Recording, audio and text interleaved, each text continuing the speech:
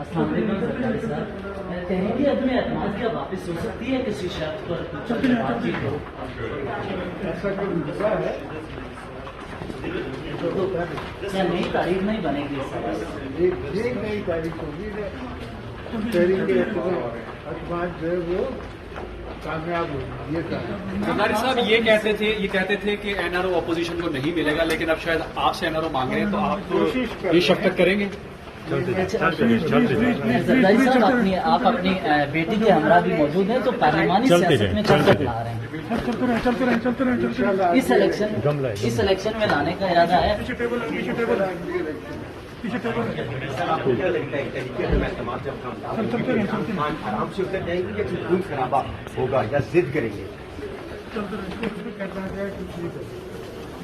Sir ये 4 दिन gain किया है। चलते जाए। नेशनल सिक्योरिटी कमेटी में जाएंगे अगर बुलाया जाता है तो? नहीं है। Thank you sir. शुक्रिया सर। ब्रेकिंग